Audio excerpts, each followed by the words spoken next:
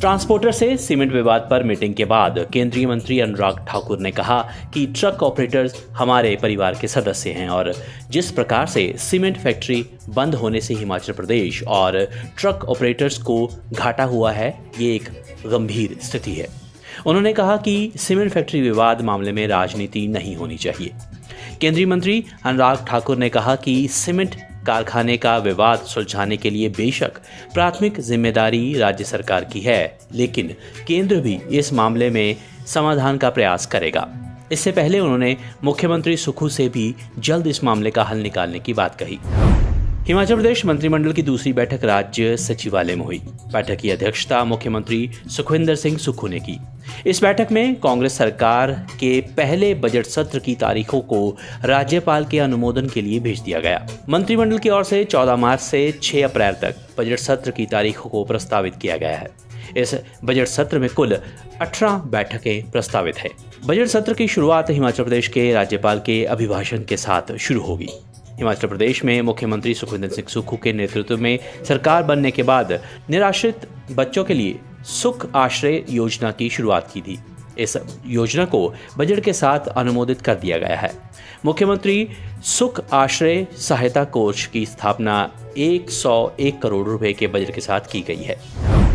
हिमाचल के अपने दूरदर्शन यानी डीडी हिमाचल की आज शुरुआत हो गई है। इसकी लॉन्चिंग के समय केंद्रीय मंत्री अनुराग ठाकुर ने कहा कि डीडी हिमाचल अब 24 घंटे के लिए शुरू किया गया है।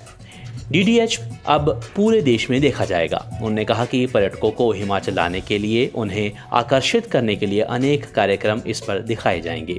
साथ ही नाटी व संगीत को अंतर्राष्ट्रीय स्तर तक लेकर जाने के लिए प्रयास किया जाएगा। हिमाचल के लोगों ने आज़ादी में कितना योगदान दिया, ऐसे वीर सैनिकों के बारे में भी कार्यक्रम तैयार करके जनता को दिखाए जाएंगे। उन्होंने कहा कि दूरदर्शन पर आने वाला चित्रहार काफ़ी मशहूर था, इसलिए अब डीडी हिमाचल में हिमाचली चित्रहार भी दिखाया जाएगा। शिमला मटौर नेशनल हाईवे के निर्माण को लेकर हमीरपुर सब डिवीज़न का करीबन 17 किलोमीटर का एरिया कवर हो रहा है। जिन लोगों की निजी ज़मीन इस नेशनल हाईवे को बनाने के लिए ली जा रही है, उन्हें मुआवजा देने की प्रक्रिया शुरू हो गई है। भूमि अधिग्रहण प्रक्रिया के तहत अब 13 गांवों के लोगों को national highway authority of India द्वारा मुआवजा दिया जा रहा है। हमीरपुर सब डिवीज़न की ज़मीन इस नेशनल हाईवे में कवर हो रही है, जिससे 10 गांव के 1763 लोगों को मुआवजा दिया जाएगा। इन्हें 49 करोड़ 27 लाख से ज़्यादा की मुआवजा राशि दी जाएगी, इसलिए इनके बैंकों की डिटेल मांग ली गई है। अपने विदाई समारोह के समय राज्यपाल राजेंद्र विश्वनाथ आलेकर भावुक दिखाई दिए। नम आंखों से उन्होंने कहा कि हिमाचल प्रदेश देवभूमि तो है ही, साथ ही प्रेम भूमि भी है। प्रदेशवासियों की ओर से उन्हें अपार स्नेह मिला। उन्होंने कहा कि वे हिमाचल की मधुर स्मृतियां अपने साथ ले जा रहे हैं। यहाँ रहकर उन्होंने बहुत कुछ सीखा है। प्रदेशवासियों में अपनापन है और प्रेम बांटने पर विश्वास करते हैं। यहाँ के आतिथ्य को वे कभी भूल नहीं सकते। केंद्र सरकार की नई शर्तों के चलते मनरेगा के कामों और मनरेगा मजदूरों को हो रही दिक्कतों पर जिला प्रशासन हमीरपुर ने नए निर्देश जारी किए हैं। राज्य में 7,40,000 लोग मनरेगा के कामकाज के लिए पंजीकृत हैं। पंचायती राज विभाग के तहत मनरेगा कार्यों में लगे मजदूर लोग अब अपनी अटेंडेंस ऑफलाइन भी लगा सकेंगे। नेटवर्क की समस्या की वजह से समय पर हाजिरी नहीं लगा पाने वाले अब उन सभी लोगों को निर्देशों से सुविधा मिलेगी। गौरतलब है कि नई शर्तों के तहत एक समय में 20 कामों की शर्त और 2 बार ऑनलाइन हाजिरी लगाना सुनिश्चित किया गया था, जिससे पहाड़ी क्षेत्र होने के चलते हिमाचल में दिक्कतें पेश आ रही थी। हिमाचल प्रदेश में दवाइयाँ महंगी हो गई हैं। राष्ट्रीय औषधि मूल्य निर्धारण प्राधिकरण ने करीबन 53 दवाओं की कीमतों में बदलाव किया है। किडनी की बीमारी के इलाज में इस्तेमाल होने वाली मैनिटोल इंजेक्शन के दाम 15% तक बढ़ा दिए गए हैं। वहीं मेट्रोनिडाजोल इंजेक्शन 10 ml के दामों में 15% की बढ़ोतरी की गई है। NPPA ने इस बारे में अधिसूचना भी जारी कर दी है। इसके अलावा कई अन्य दवाओं की कीमतों को भी निर्धारित किया गया है।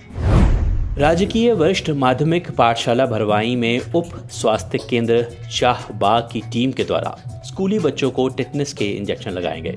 इस मौके पर आए हुए डॉक्टरों ने बच्चों को टेटनस के इंजेक्शन के बारे में बताया। इस मौके पर तकरीबन 210 बच्चों को इंजेक्शन लगाए गए।